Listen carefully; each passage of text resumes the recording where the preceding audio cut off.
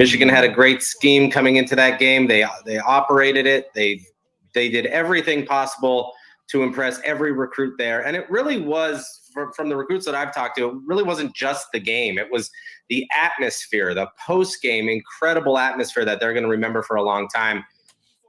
No, we ain't giving no hope. I ain't Romeo and no hope.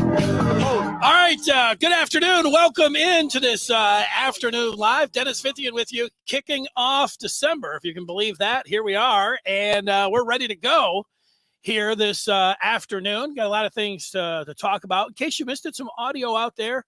A guy that was calling the game for Fox was on a national broadcast, and he was talking about the Michigan-Ohio State game and his impressions of just what happened on Saturday. The crowd, a lot of different people weighing in on the atmosphere and you know, for so many years before we get going, we got a guest coming up and everything else. You know, for I'd say decades, people were talking about, you know, Michigan's got the biggest stadium, right? You know, it's 107,001 and 110,000, 111, wherever it's at, you know, right now.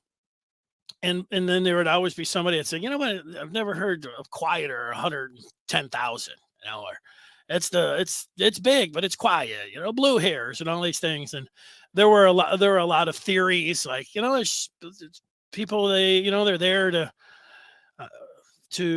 you know, just to enjoy football differently. You know, in Michigan, you know, sit down. People telling people to, you know, get down in front.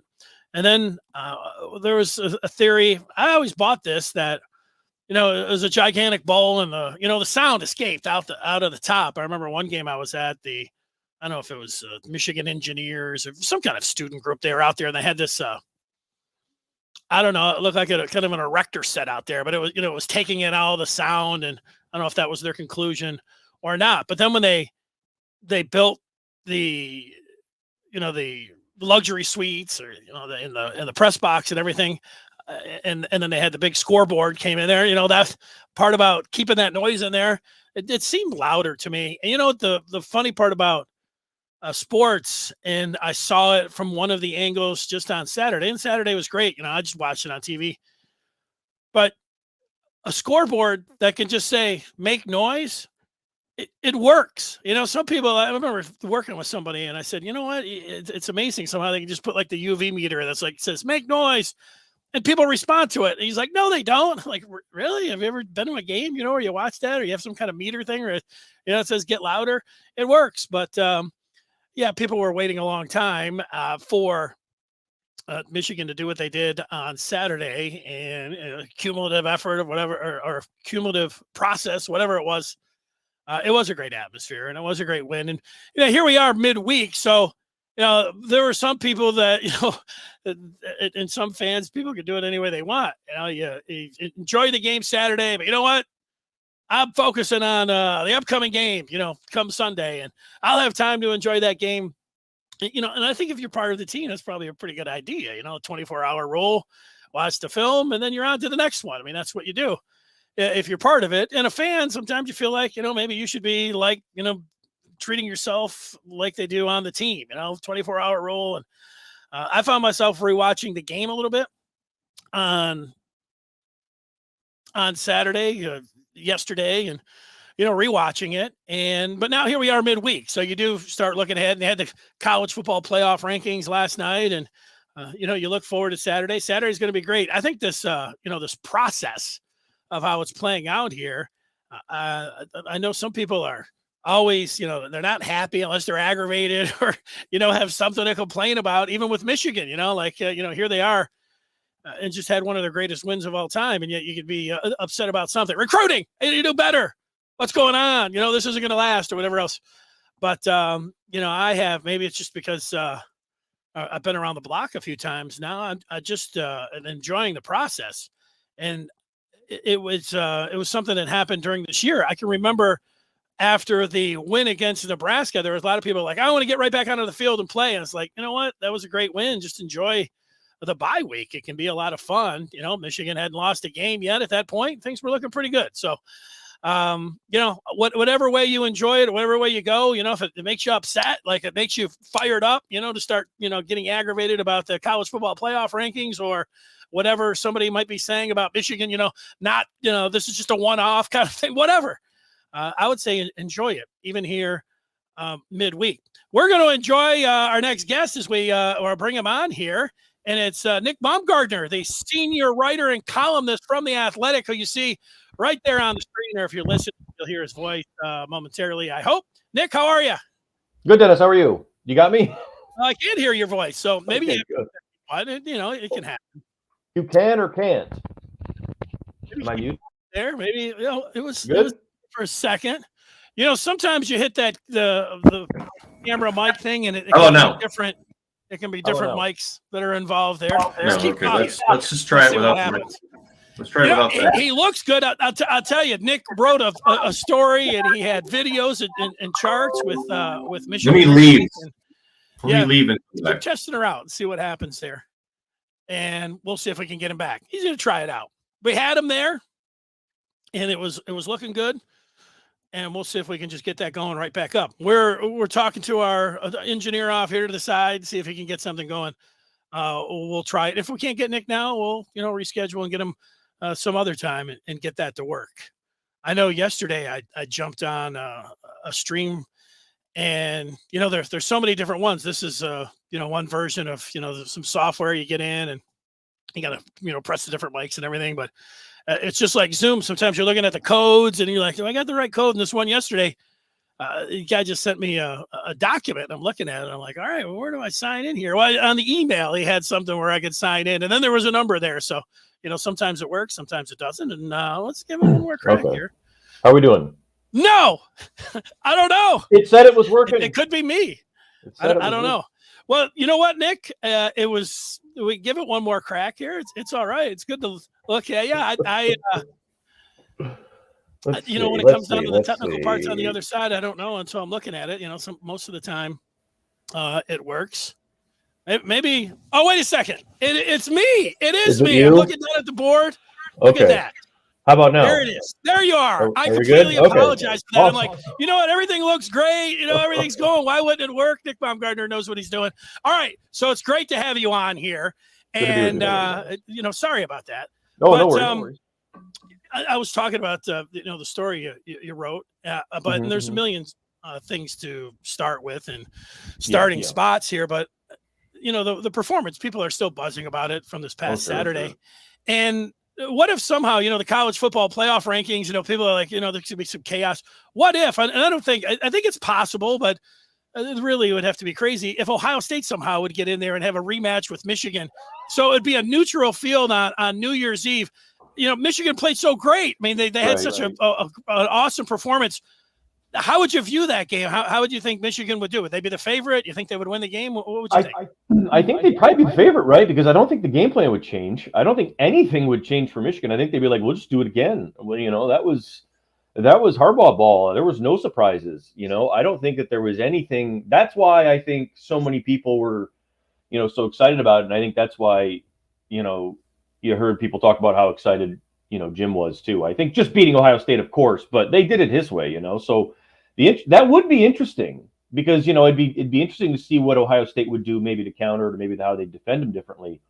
But in the weird way, like we would talk about it in past years, it'd be like, well, how would Michigan find a way to do it again, get lucky or whatever again? But this really didn't feel like luck. It felt like they just out-toughed them and put them in a box. So, I mean, like, if they played again, I would think that Michigan would want to play the game the same way. I'd be interested to see how Ohio State would do it. Maybe they would execute differently or whatever offensively. I don't know. But it would be definitely interesting. I don't think it would be a foregone conclusion the other way, though. And, interesting. Well, certainly the crowd was a factor. I mean, everybody's talking about the crowd, so that was a factor. And the other thing, right after the game, I was like, it doesn't matter if it's Wisconsin or it's Iowa, but a lot of people said, no, you do not want to play the same team twice, and so this would be that scenario too. So I don't know, but they did play such a perfect game, and it's unlikely to happen there. I just wonder what you thought when it came down from that standpoint. I know you like offensive line play, and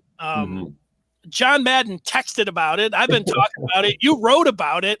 Now here we are midweek. That offensive line play, it was fantastic. And as you went through and watched on the tape, just what kind of performance do you think it'll be remembered as? I think it'll be remembered as one of the best ones Michigan's had in a big game like that, and I think that's how Michigan performances are always remembered, is how you did, often in a win against Ohio State. And I think that one will be, Aiden's performance should be remembered as one of the greats as well. But I think Michigan's offensive line in that one should also sort of get that distinction because, like we said, Dennis, there was no surprises here. This was not anything. They didn't do anything different. This is exactly what they did all year long. Ohio State had to have known it was coming. How do you not know it's coming?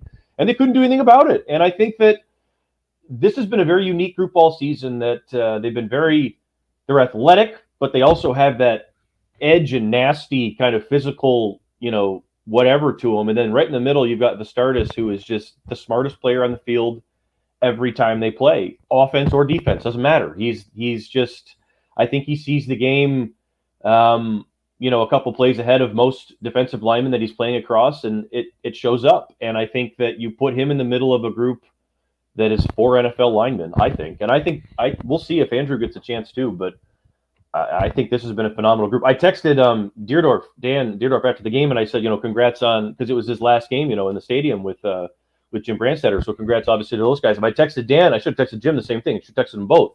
It was the offensive line game. I was like, hey, congrats on it being, your day. You guys have probably been waiting for this. But, I mean, I think that's an all-timer. I think that was fitting that it was the final day for two great former Michigan offensive linemen on a day where Michigan's offensive line got the job done like that.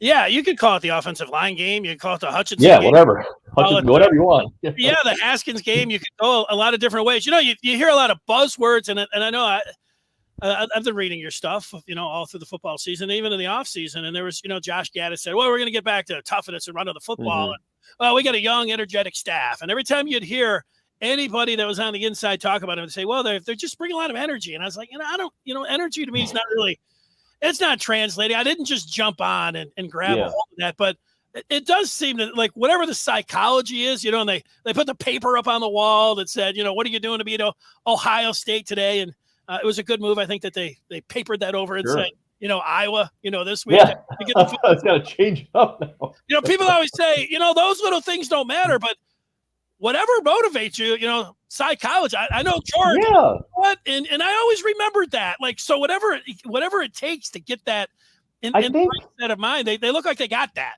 Yes, Dennis, I think this was the year that Harbaugh was like, hey, we're a college football team. We're not an NFL team. Like, I think he was like, we got college coaches. These are college kids. Let's embrace part of why they're unique in kids. Like, and you motivate kids differently than you motivate adults. And I think Harbaugh for years had been, he talked so many times, we're the 33rd NFL football team, or whatever it is. No, you're not. You're a college team. Like, you got to treat these kids like kids a little bit too sometimes. And I think they hit the right balance with that. I think the staff being young obviously helped with that. Jim, I think, is much more open to stuff than people ever give him credit to. It's just a matter of, like, who's around him that is sort of infusing what energy. And I think that oftentimes his staffs have a large influence, as we've seen over these 7 years, on how the season goes. And this one hit the right buttons. And this one more than anything has been, and that's why I think in time we'll see how this goes. But in time, I think they have a chance to be a really good recruiting staff if it sort of sticks together. It's a familial staff, a lot like what we would see with Brady Hoke's groups, and how they got along with players and the relationships that kind of carry on. Like, I expect there'll be a lot of relationships on this team that carry on for a long time. And I don't think you would have necessarily said that with the last couple. Some, but not as much as this. This is a lot. So, player coach too. And I think that's been unique, and we'll see how they replicate it. But that's been the difference this year for sure. It's Nick Baumgardner from The Athletic. We can hear him loud and clear. He sounds good. He's a senior writer, columnist for The Athletic, covers Michigan State, the Lions. You do it all. I didn't hear it myself, but you said that Harbaugh evoked the Miracle on Ice team from 1980. He did. And at first I thought people would roll their eyes, like, all right, Jim, wasn't the greatest upset in the history of sports. But if you look, I thought about it just a little bit, and thinking about Columbus being the Soviet Union, and there you go. So I found that I could, Buckeyes and CCCP their sweater. I found that the colors are pretty similar, but the biggest part is that 2 days after the United States beat the Russians, yes, the Soviet Union back then, 2 days later, they had to play Finland for the gold. And everybody, I was 9 years old at the time. Everybody this is the greatest thing ever. And you got the flag draped around. It's like, you won the gold medal. And everything's like, wait a second. No, they didn't win the gold medal. They didn't actually do anything. Yeah, right. Right. So they've got to take this thing and really, I don't know if it's validate or make it just feel that much more special, or make this season be, and what it will mean, of course, is they get to another month of everything else of being top of line. This game all of a sudden becomes, this is huge. As big as it seems like the Ohio State huge. Game. Yeah, this is huge. This is this really is what you're working for. And I think it goes hand in hand with the, why you're working so hard to beat Ohio State is this opportunity. It's to win the Big Ten and everything that comes with that. And I think when we say everything that comes with that, that's a recruiting boom that, they haven't really seen here in a good minute. So those are opportunities that could present themselves if you finish this. If you don't finish this, it's an 11-2 season that's disappointing somehow, even though you beat Ohio State, but you could have had more, right? Because it's it's not disappointing from the standpoint of it was a good year, but you're going to feel like, man, it was right there. If you limp through this or whatever, and that's the tricky part about Iowa, because they're not going to give you, gimme yards or give up yards or whatever else. And, we know Michigan's going to try to run the ball in this game, and, they don't make it easy. So if you're not on your top stuff, this is a tough opponent to play. So, this is a big game. This is a lot on the line here and a lot that could come Michigan's way if they can get through it with a win. Yeah, I know Iowa didn't play Michigan or Michigan State or Ohio State, and I don't know exactly what goes into defensive efficiency numbers, but I saw that Iowa was number 1 in the Big Ten this year. Right. That is something. If you can shut down the run, if I was looking at Michigan, you'd say, how do you beat them? I don't think it's a big secret there. If you can make them beat you through the year. I got a couple quick hitters for you, Nick. One, I saw you reference gap and a half style by the Michigan defensive tackles in your story, and I know when they talk about the guys, defensive tackles, I've heard them, the 3 technique, because they've got 3 things and 5. I got, you got 2 more additional responsibilities. So where does the gap and a half kind of fall into the it's not just those guys. I think it's the whole front is what they've been doing, and I'm not sure. And McDonald hasn't quite. He sort of said this, and he sort of did. He's been pretty kind of vague about it. But what gap and a half is not traditionally, it's pretty new over the last couple of years anyway. It's an NFL. Vic Fangio in the NFL, Brandon Staley, the Chargers coach, are big on this, and other defenses are picking up on it too. But what it does is, so your defensive linemen inside are responsible, usually in a run gap defense, for owning one gap. Just like, hey, you take this gap between center guard and you are in it. Do not move. You don't get blocked out. That's your gap. In this defense, he's asking them to take one gap, own that gap, and then kind of with your other arm get in someone else's gap and take half of it, right?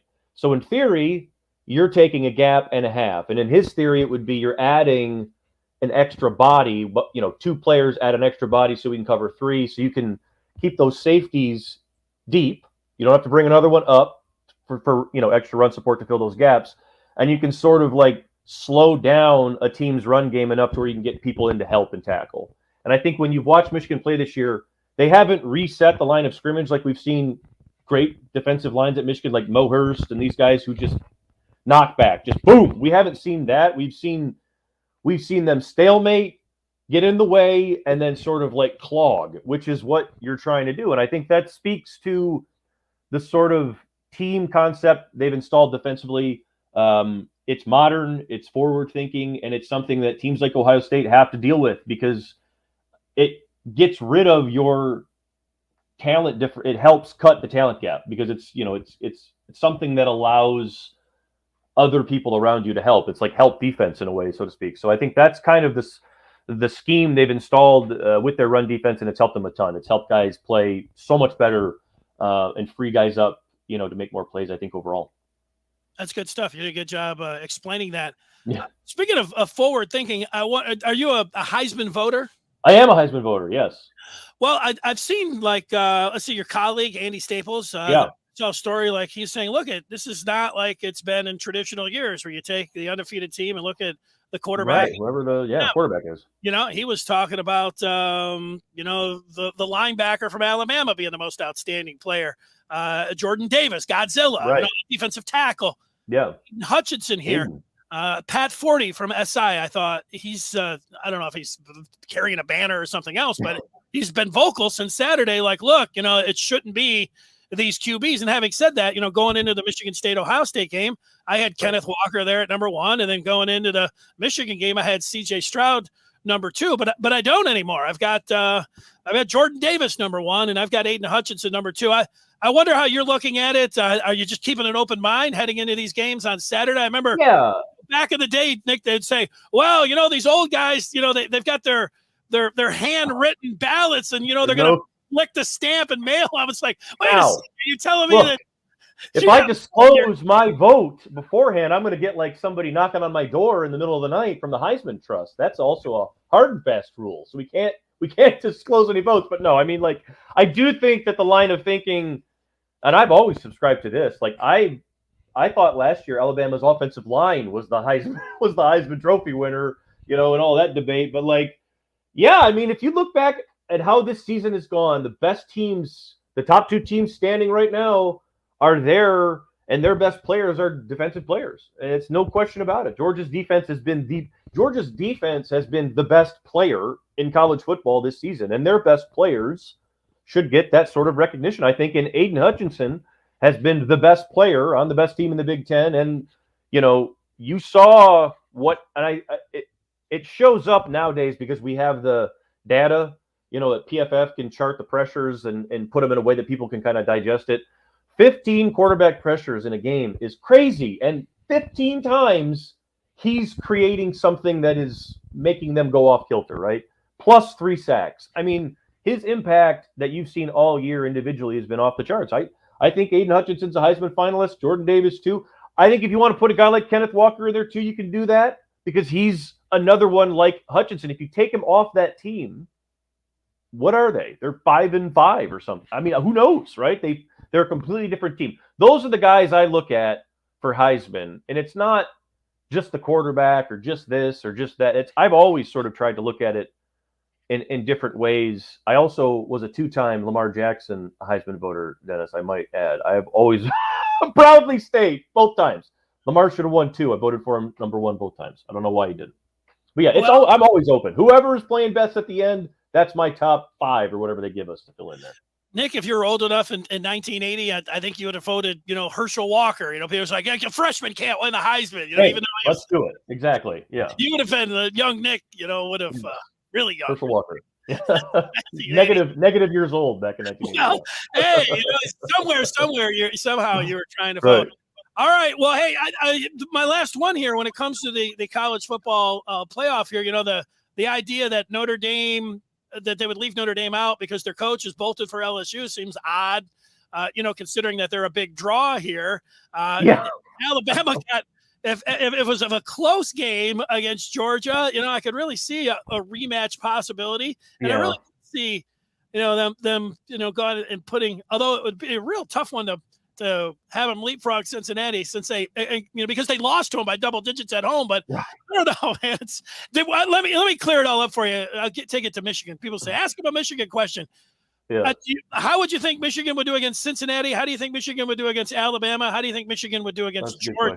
Do they have a shot against any of those 3 teams? Well, I mean, I think they would do well against Cincinnati. I think everyone would agree with. I think Michigan's better than Notre Dame. I think their offensive line is better. I think they can control a game in a way. I don't think Cincinnati's bad. I think they would give them a game and everything else. But I think Michigan would beat Cincinnati.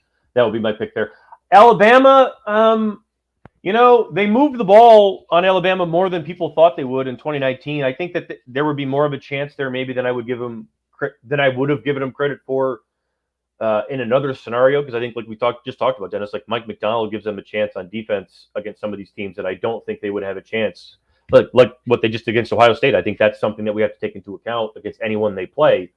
So I think that you'd have more of a chance maybe against Bama than you would think. Georgia's defense, though, I think is the one that's like, That's different. I don't. That might be something that no one is solving this year. Where it's just like I don't know what you do. Like they have so many guys all over the place.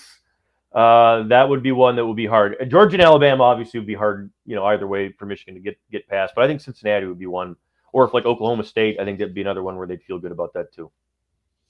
All right. Well, I feel good about this broadcast here, even though I came out in football terms, fumbled the first 2 or 3. Yeah, we fumbled, but we got back on track. I'm sitting there looking at him like, I don't know, Nick, man. Like, yeah, I got to push the unmute button. Of course, how about I just slide jump myself? All right. I really appreciate your time. Love your work. Yes, Are you going to be going to Indy? I'll be in Indy. I will be in Indy, yes, sir. Okay. Absolutely. Well, it's an easy drive. 94, Yep. 69. Not too bad. You can do it with your eyes closed. But I don't recommend that. No, we'll be all right. All right. I enjoy it. Thanks for your time, Nick. We'll see you, man. See you later. There he is, Nick Baumgardner, joining us here on this afternoon live. I asked the TMBR message board crew.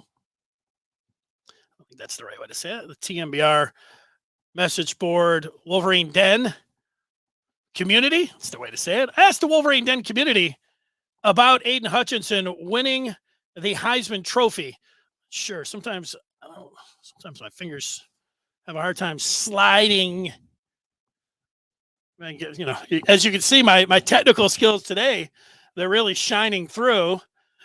And there's my post on. I guess that's not coming through on the screen, but I do think if there's if there's a lot of voters and they give the votes, like Nick Baumgardner deserves a vote for the Heisman. I mean, he covers college football. He has for a long time, and is deserving. I think most of but the one part about it, some people look. Let's say some of the traditional media, they look down their nose because you could be like a sports talk radio show host. And if you can get a Heisman vote and people are like, what, why would you give that? You got a bunch of homers, whatever else. See, you're going to have some of that. But I think the majority, if not all of the people that have those votes, they take it seriously. I don't think they're like, but the one thing about it is, how many games can you really watch? Like I remember watching opening weekend, Georgia take on Clemson. And in that game, the defense is dominated, really both sides of the ball. But for the Dogs, big 99, Jordan Davis, he was a feature. And they were talking about, he's as great off the field as he is on, what a personality. And then, they call him Godzilla with a 6'6", 340. Wouldn't surprise me if he's 360. He's just a monster, and he's just throwing guys around, smashing people to the ground, and it set the tone for me in Georgia. The story of Georgia, it's not Stenson Benton, their QB, or anybody else that they have, even though he's got a good completion percentage and everything else. It's the defense, and it's spearheaded by Big 99. He should have been in the mix. Like sometimes you say, well, just like put a defense. Chase Young, he didn't have a shot to win it, the Ohio State defensive end a couple of years ago, but they invited him. Getting an invite, is a big thing to the downtown athletic club. Ndamukong Suh should have won the Heisman Trophy, back in the day. I never seen a performance like he had in the then Big 12 championship game where he was throwing guys around. It seemed like a great Heisman moment. That's where my vote would have gone here. But I do think heading into this Saturday, I don't think Hutchinson is a favorite because I do think that there are a lot of folks. I was talking with friends of mine that are college football fans, and you say to them, like, take this seriously. Who would you vote for? And the 3 or 4 of them were like, I'd vote for Stroud. And, they gave me the reasons. Like he was the favorite heading into the Michigan game, and he was really fabulous in the Michigan game. No, he didn't win it, but to them, he was the most outstanding player this year. And, there's a lot of others still that they've stayed because it has been 95% of the time, almost all of the time, it is the undefeated team's quarterback. And so it's not Georgia, but it's Bryce Young, and CJ Stroud, like they're still there. And and if you didn't watch the entire Alabama game this past Saturday against a bad Auburn team, hey, it's the Iron Bowl, it's a rivalry game. But if you caught the last 2 minutes, Stroud's, looks like Russell Wilson weaving in and out, making the plays, getting him down there in scoring position. I mean, it was a great drive. And yeah, it counts at the end. Doing it when everything's on the line, it is important. So I understand that, myself. And I would put, the quarterback from Alabama, number 3 on my list. But I open mind if Hutchinson can go out there and, what if Alabama loses? You're going to tell me, you're going to vote for Bryce Young when Alabama might not even make the college football playoff? And, if Georgia, if it's if you don't see anything, can you have a Heisman moment when you're a defensive tackle in this game? Like Hutchinson can, he can put up some sack totals, a strip sack, maybe fall on an Ajabo strip in the end zone and get a touchdown, and have the booth, look at it and say, hey, touchdown Michigan, so maybe that will go for him. There's an outside chance here. It's one of those, it's a thing here. And, and this is where, the Michigan brand can help. This Nick's not with us anymore. We don't have his, we got another line up there. This is where the Michigan brand can help. You say, well, would we ever vote for a defensive player for the Heisman? A defensive player from Michigan? Okay. You can see that. You can see that. All right. I've got some sound to play for you, and the Michigan recruiting spotlight and the memorabilia minute. Why don't I just go to the memorabilia minute right now, because it takes me right into the Heisman talk. I did have this this Heisman Trophy special magazine. I don't know how. I think it's not that old, 2010 or something, but of course I kept it because Desmond Howard was on the front, and I was leafing through it a little bit here today. It's got a cool pullout of Heisman winners from the past, which would be pretty cool, maybe. Except, so it's kind of cool to look at. I put it up there. You see, where's the Charles Woodson? This is why I wouldn't put it up, because when it comes to Woodson, there he is. It really doesn't look like Woodson. But on this other side, actually, you got the 2 Michigan men here in this ad. That one's pretty cool. But whatever. That was the memorabilia minute, the Desmond Howard SI from back in the day. All right, a little bit of the sound. Adam Gorey from Rivals was on 2 days ago, and he talked about the atmosphere at the Michigan game and what it would mean for Michigan over these next 2 weeks in recruiting. Michigan had a great scheme coming into that game. They operated it. They did everything possible to impress every recruit there. And it really was, from the recruits that I've talked to, it really wasn't just the game. It was the atmosphere, the post-game incredible atmosphere that they're going to remember for a long time. All right. If now every person that went to that Michigan game is commenting in the atmosphere, whether it's the snow, the crowd, and you have to feel good if you're a Michigan fan, because as I was talking about opening this broadcast stuff, that's not always been the case. In fact, it's really never been the case. It's like they've talked about how quiet it was, but here it is. And I always contended like it was loud for big games, but Michigan fans, like, they were used to they wanted to not only win, but they wanted to be entertained. And no, they weren't standing up the entire game when Memphis was in, and Michigan was a 30-point favorite, or one of the whatever, Eastern Michigan. They weren't standing up the entire game. But the big games, I always thought it got loud. But here it is, people talking about just how loud it was. Joel Klatt, who called the game along with Gus Johnson on Saturday. I heard the audio of Joel Klatt on the Colin Cowherd show, and Joel Klatt talked about Michigan and the atmosphere and a couple other interesting things, and just how this game was perceived nationally. Here's Klatt on the Herd. First of all, the scene was incredible. That was the best environment I've ever been at in any sport, any level. It was absolutely phenomenal. I thought that the crowd was great. The snow added to it, obviously, and they did exactly what they needed to do. Ohio State came into this game with a lot of confidence. There's no doubt about that. But they were banged up on defense, in particular at linebacker. And they had to play in the last quarter with basically a nickel defense on the field at all times. And guess what Josh Gaddis did for Michigan? He said, I see your structural deficiency. Nickel defense, meaning you only have 2 linebackers and 5 DBs. And he said, I see your structural deficiencies.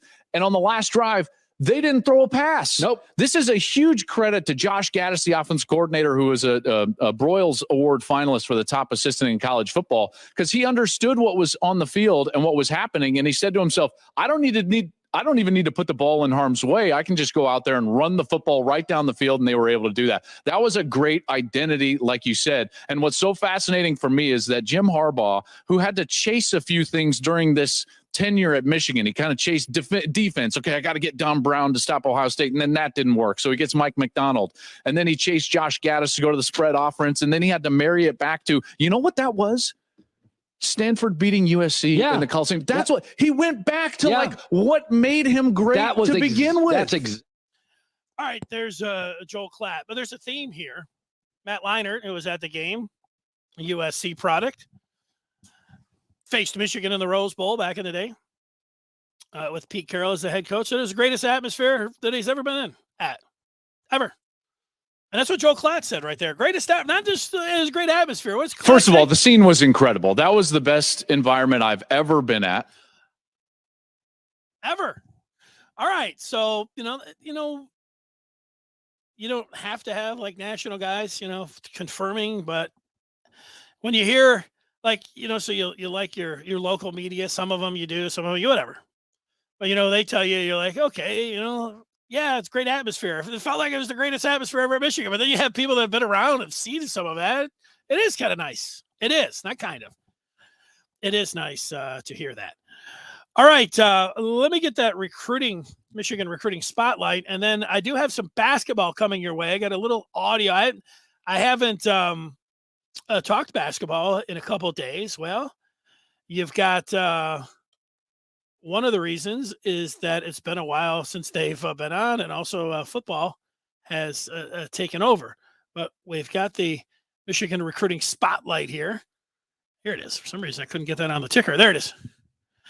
And an eventful day here. Michigan up to, they got 18 commitments. They did get one for 2023, a defensive tackle that came out of this weekend. So they got a kicker and a defensive tackle. Kickers from right here in Ann Arbor, lefty. I guess you don't call them southpaw kickers. Left-footed kicker, left foot dominant kicker, and then 4-star defensive tackle. So that's for next year.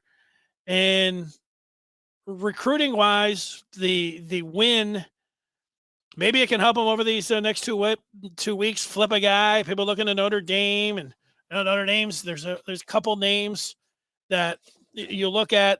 Zeigler out of Grand Rapids and Burnham, also a 4-star guy. Both of those guys 4 stars. Burnham from Traverse City. If Notre Dame can't find a coach, and those guys are sitting over there, and they don't sign in 2 weeks. The early signing period is on the 15th, which is 2 weeks from today. And those guys don't pledge to Notre Dame. I would think that then it opens up. Then you get that second, the February 2nd. That second signing day, and those guys could become a reality then. There is a defensive end out of Texas, Austin, Texas. He was at the Michigan-Ohio State game. He talked how much he loved it. He's a big guy, 6'7", 230, by the name of Ethan Burke, somebody to keep an eye on in the recruiting circles. And then there's 2 tackles as well, one from the West Coast up in the Seattle area. And then there's a verbal to Kentucky. Both of those tackles, not a sure thing for Michigan, but they're hoping to flip the Kentucky guy. And the kid was from Seattle, was going to Washington, but they don't know who the head coach there is. So a chance maybe that they could get him. So some things to look at, those 2 tackles, a defensive end from Texas, and then a couple of those guys from Notre Dame. And the one that gets talked about more from people that know more about recruiting than I do, I just look, to be honest, I looked at Notre Dame and I looked at the roster and I saw, 4-star guy from Grand Rapids, guy from Traverse City. Read a little bit on him, and the one in particular, the linebacker Burnham, he liked Michigan, so it seemed like it was down to Michigan and Notre Dame. So to me, that seems like they would have a chance. This athlete from Florida, a Morian Walker, also seemed like his a recruitment that he liked Michigan, so a possibility for him. So keep an eye on him when it comes down to recruiting here. It's going to be a fun 2 weeks. And then it'll be fun to see, who slides past that initial 72-hour window and last the recruitment that they take it to, February 2nd. Oh, exciting. And usually you ramp it up myself. Of course, now that they've split up to 2 days, the one day was an obsession. Now they split it up, which, they say is good for the kids. So if it's good for the kids, hey, good for the kids. But for me, I like just having the one. It made it feel like a real big day, and everybody put all the shine and spotlight on it. Now they have it broken up a little bit, but in years past, when the games were over and you just had to wait to see if there was going to be a bowl game or whatever, well, then you start focusing your attention in on recruiting. Well, now you've got bigger fish to fry, out there on the field with a Big Ten championship game to play. And also beyond that, maybe a CFP. Maybe. All right, more audio here. And Michigan is playing tomorrow night down in Chapel Hill, part of the Big Ten ACC Challenge. And you may have noticed that last night they had it going a little bit. Pretty big game last night, as Duke and Ohio State went at it, and the Buckeyes came away with a victory over a talented Duke team. So that tells you that this Big Ten, Ohio State, Michigan, Purdue, Illinois, Ohio State, Maryland, MSU, it's going to be a tough league tonight. If you're, tonight you've got Louisville and Michigan State, and then Michigan, North Carolina. That tonight. Look at that. Somehow I had that on my schedule as for Thursday, so cranking it up. Well, you do have some audio from the team previewing this game tonight. Terrence Williams, the second, was asked why this Michigan team isn't playing to their capabilities yet. I figure it's just like new people. We're all trying to come together. We have I think 8 new people. It's going to take time. It just doesn't happen overnight. And, if we keep practicing those habits each day, I've seen the success that we had last year, and I know the habits work. So as long as we keep coming together, we keep growing as a team. It's still early. So we keep growing by the Big Ten season. As long as we perfect those habits, I think we'll have a successful season. All right. Terrence Williams preaching patience with 8 new guys. Certainly the 6 freshmen. And then Devontae Jones, I think you'd add a 7th if he was talking about 8. I did look at the roster. They have a freshman walk-on, a 6'6" wing there that I think he's putting in with the 8. So they do have legitimate 8 newcomers there.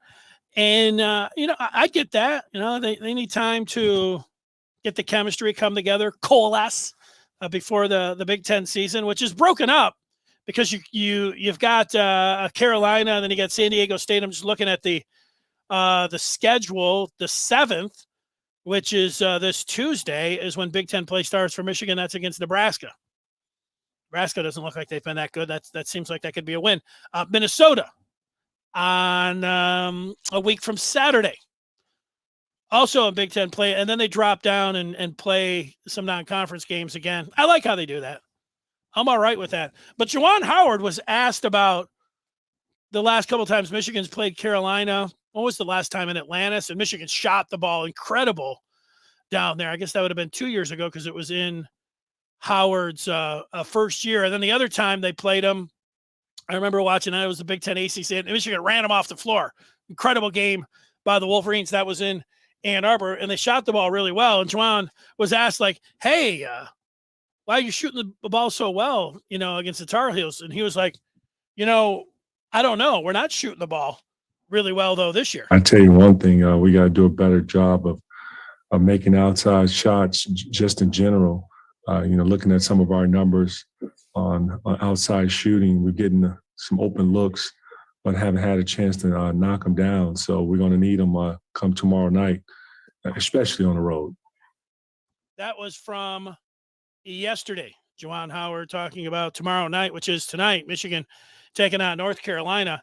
And to underscore, you probably knew this, but Michigan is shooting 29% from downtown. Last year, Michigan from 38% from three-point range. Quite a disparity. Are they going to shoot 38% from three-point land this year? Probably not. I would say no. But can they split the difference a little bit? Can they shoot, 34%, 35%? That's what they're going to have to do. Obviously, they're going to have to shoot better. Can't shoot below 30% and expect to really win anything in college basketball these days. You got to shoot a lot of threes, and you got to make a lot of threes. And Michigan's not doing either. So, looking towards tonight's game, make some threes. That's what I'm looking at as we get ready for some hoops. Well, this midweek, enjoy the after effect of the Ohio State game. Looking forward to a great Saturday. College basketball tonight. Michigan playing again some college hoops on Saturday. I just want to tell everybody here in the state of Michigan, I'm broadcasting the studio here located in Dexter in Washtenaw County. Just down the road from Michigan, from Ann Arbor, from Michigan Stadium. Also not so far from Oxford, Michigan. And, we've all been through this too many times now, but, when it's here, right here in the state, those feelings of helplessness and just the sickening feeling that I had today about that situation, the shootings in Oxford, it's, it tears your heart out. And you're sad for the entire community. So I'll just send love to the Oxford community, and my thoughts are with those families, those kids, the whole thing. And, that's just where I'm at with it here today. Love and positive thoughts being sent up to Oxford. Thanks, everybody, for watching this broadcast. Thanks if you were there at the beginning and you're watching me like, come on, Nick, just turn on that mic. And yet it was me. I fumbled repeatedly at the beginning. That's sometimes when you say, hey, maybe you don't do a live broadcast, maybe tape it. That would be the example of why you might want to do that, because you might not have the equipment going. You might not have your guests going, but we're going to leave it on there. Keep it going. That's real life, at least in radio. And we'll be back here talking at you tomorrow live at 1:00. Till then, see you later.